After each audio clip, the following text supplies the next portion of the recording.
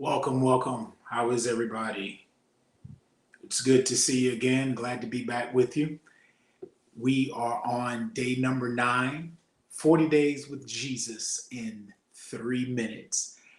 We are determined, people of God, those that catch this 3-minute clip to learn who Jesus is, to discover his love, his compassion for you, leading up to this time of Easter, of his resurrection. And we are still in the garden.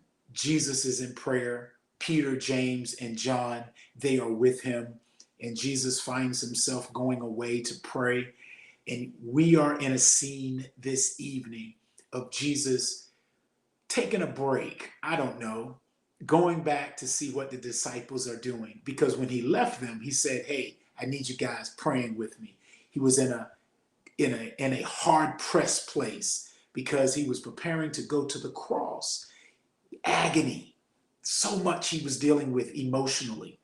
And so he finds himself in prayer. He connects back up with the disciples. And this is what he says in Matthew 28 and 40.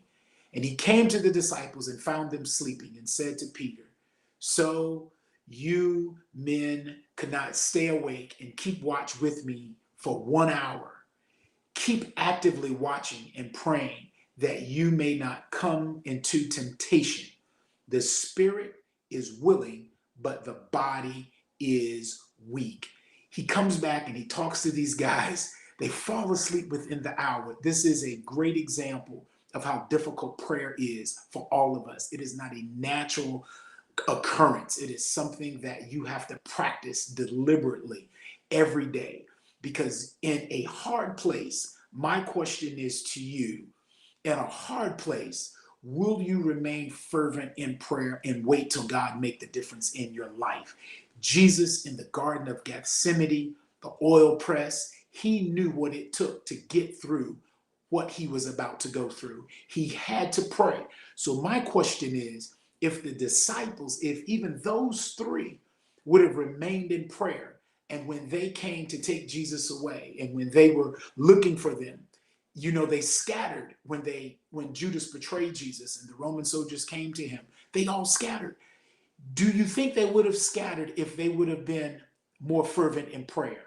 That's my question. Watch and pray, because we don't know what's coming. In the times that we are in, we don't know what is coming. So my encouragement is to see the example of Jesus and what he was teaching in a hard place, a difficult place, a challenging place. Jesus says, "You all couldn't pray with me but couldn't stay awake for 1 hour." So my encouragement to you is, be mindful of your time in prayer, especially during adversity. Even when things are good, put your time in so that when difficulties do come, you will be in a better place. You will be in a place of strength. You'll be in a place where you can tap into the Holy Ghost to help you to overcome with what you see, with what you would potentially say, because of what you hear and what you feel on the inside. Put that time of prayer in, interceding, going to God in prayer, realizing that there is nothing too hard for him, but you got to put your time in.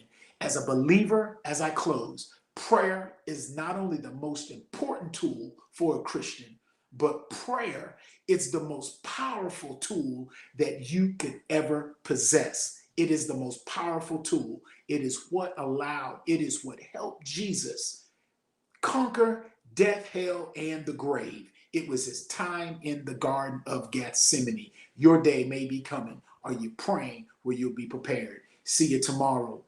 40 days with Jesus in 3 minutes. I'm out of here.